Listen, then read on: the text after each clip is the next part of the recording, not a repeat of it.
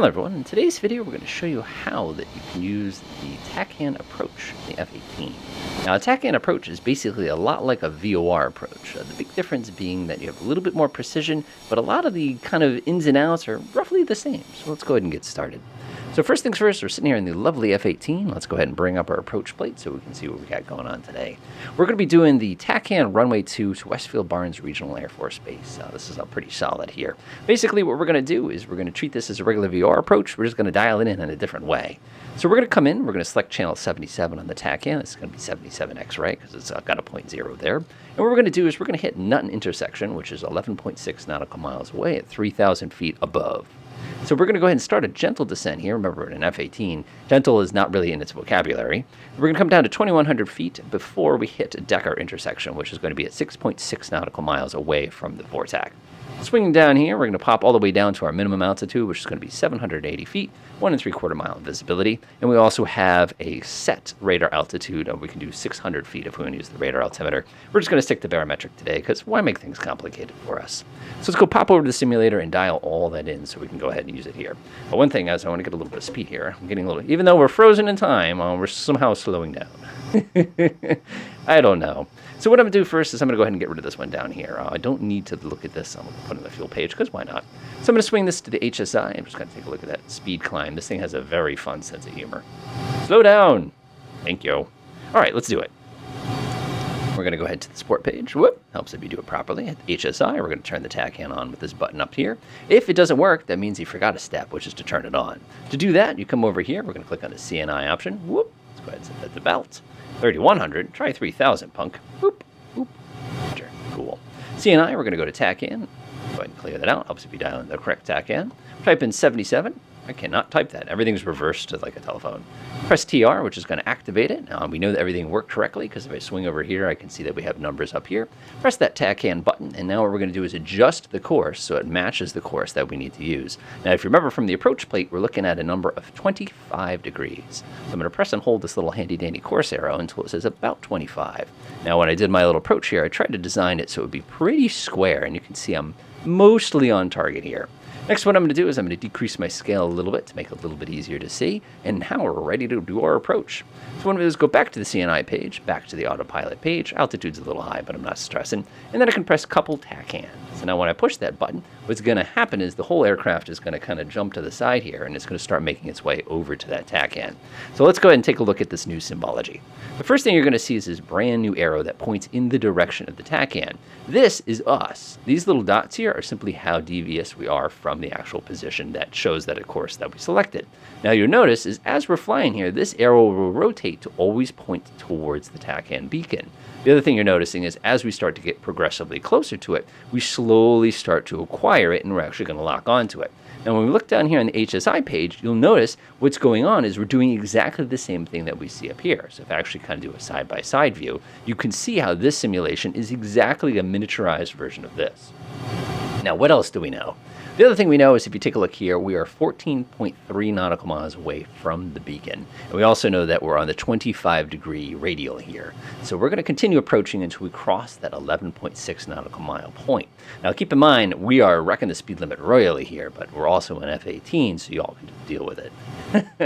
The thing that's going to make this challenging is calculating how much of a descent we're going to need in order to get us down to the Decker intersection, which is at 6.6 nautical miles away. At speeds like this, that's going to be an incredibly quick descent. I'm going to go ahead and push it. You can actually see the airport out there. Notice, by the way, this is an offset approach. This is not a direct approach. So there's 11 nautical miles. I'll get ready, 11.6. We can now go ahead and start our descent. So what I'm going to do is I'm going to push the nose down, and all we need to do is get down to 2,100 feet by the time we get to 6.6 nautical miles away. So this is not going to take much, but during this descent here, I'm going to go ahead and make sure everything's set up. If you have an issue where the aircraft seems to kind of forget that it's on the TACAN, you can just give it a gentle tap, and it'll remember what it was trying to do before. Go ahead and reduce speed here. I'm going to go get ready to get the plane all nice and dirty. It's pretty good right there. Remember, we're looking for at 6.6 nautical miles, we're looking for about 2,100 feet. Looking really, really good so far. We've got just a little bit of deviation, nothing scary there. A little bit too much descent rate, so I'm going to go ahead and pull the nose back just a little bit. Airspeed's looking a little high, but it's exactly what we want it to be. Now we're still flying this TACAN in at this point, and like I said, about 6.6 is going to be the magical amount when we hit 2,100 feet. And then we can start making our way down to the ground. All right, I'm going to go ahead and swing this to the left a little bit. Disengage the TACAN. We'll take it from here. There's my 2,100 feet. I'm going to pull that nose up. We're not supposed to go under 2,100 feet. And there we go, 6.6. So now we can begin our final descent into the destination. So I'm going to go ahead and I can see from the TACAN that I need to come to my left a little bit, start swinging that way. We'll go ahead and get the plane all nice and dirty. And we'll start our descent. Remember, our minimum altitude here is going to be 780 feet barometric. So if you look on the right-hand side right there, you can see that we're pushing, about 1,800 feet. So we have a little ways to go here. Okay, I'm drifting a little bit too far to that side. So what I'm going to do is I'm going to gently kind of push this over here to the left. And I'm going to keep a real close eye on my airspeed there because I don't want any shenanigans or goings-ons. Very nice. There's 161, looking pretty good. Speed looks good. Altitude's good. Remember, we need to go ahead and keep coming to the left now. This is not a precision approach. It will not bring us down to the ground. It's just supposed to get us close enough to the ground that we can make a decision whether or not we can safely land. All right, speed's looking good. We got about 3 to go. Remember, our decision point will be 1 nautical mile away from the end of the TACAN there. So again, I'm going to swing to my left. We got a bit of a crosswind. I swear there's only crosswinds in the real world. There's no actual winds. All right, getting a little close to minimums there.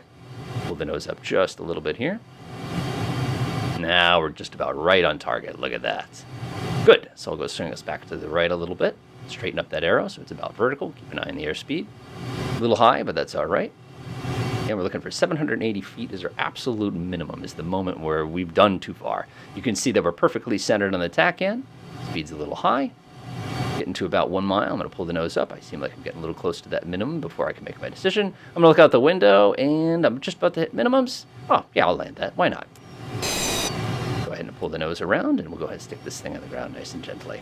So you can see the TACAN approach is actually very straightforward, and one of the nice things is when they designed this aircraft is they designed it to be relatively easy to set up. Keep in mind, at any point, had I seen the ground, I could have said, I'm just going to do visual the rest of the way down. I wouldn't have had to bring it all the way down to minimums if I didn't want to, kind of a thing. And again, that's just one of the nice quirks here. Oh man, this thing floats. Am I on the ground or am I still in the air? I don't even know. There we go. Whoa, it was a crosswind. I was right. We'll let that nose come down and go ahead and gently apply the brakes. Nice. So as you can see, the TACAN approach, it's basically a VOR approach, but you get a little bit more precision. Enjoy.